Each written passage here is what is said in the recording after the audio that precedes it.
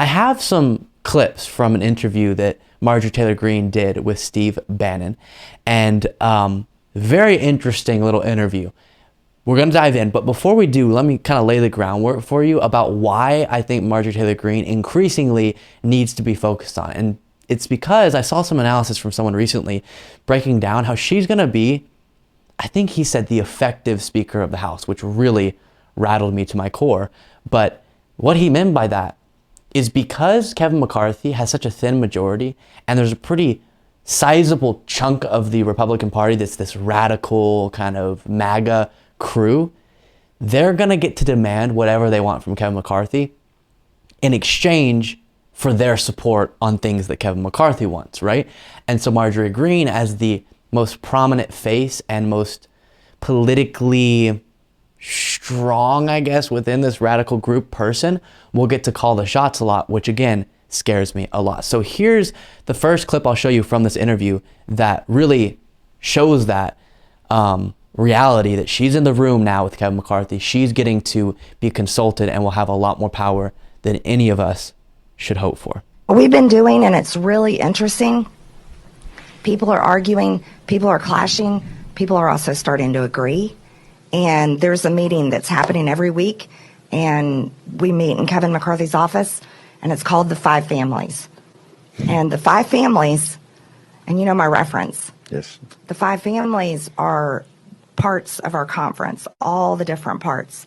And we are coming together and having discussions on how we're going to govern in the majority.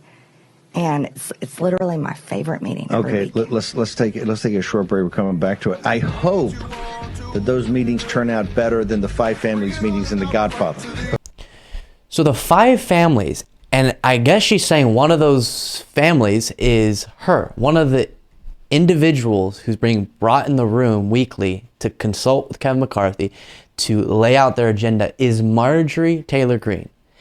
So that shows you, number one, how relevant she is in the mind of Kevin McCarthy, how she now holds the power by directing the more radical part of the Republican Party to make demands of Kevin McCarthy and the party as a whole.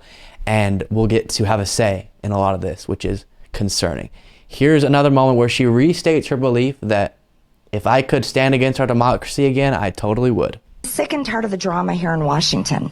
And Steve, what I can continue to promise is to tell everyone the truth, whether they love it or not. But I'm going to tell everyone the truth. It may not be like when we're talking about going back to 2020.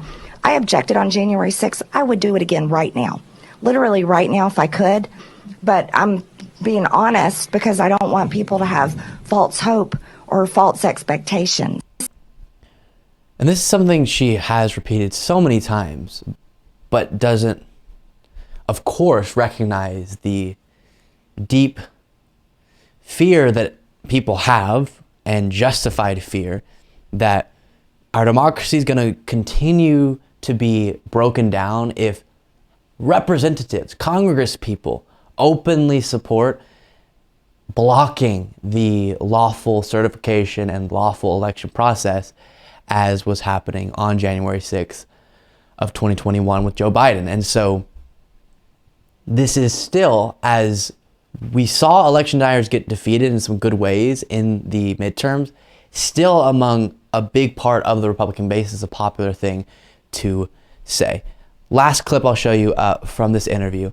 She addresses again the Herschel Walker loss and says the real reason why he lost is because I wasn't involved enough in the campaign. The problem is Mitch McConnell and Lindsey Graham and their consultants trying to run a campaign in Georgia just doesn't work. It just does not work. And the 30,000-foot view on what voters want in Georgia was the failure. That was the failure. And, I mean, that is a deep, detailed discussion that we probably don't have time for today. But I'm going to tell you right now, they didn't have me going all over the state. And my district turned out the highest percentage turnout for Herschel Walker in the state. The 14th district, yeah, where I campaigned for Herschel Walker, but I didn't campaign for him anywhere else. The problem is Mitch McConnell. Yeah, she fails to mention that she's just in a really conservative state. The areas that they were trying to win over voters that would have made the difference in the Herschel Walker race were places that would not want Marjorie Greene to be campaigning because it's more moderate voters who broke away from Herschel Walker and caused him to lose. So wrong there again. I am on Twitter. As I've said before, I have a hard time plugging it for some reason because I'm not the most avid Twitter user, but you know what? I want to hear from you guys. I want to interact with you guys. So find me at Luke P. Beasley on Twitter.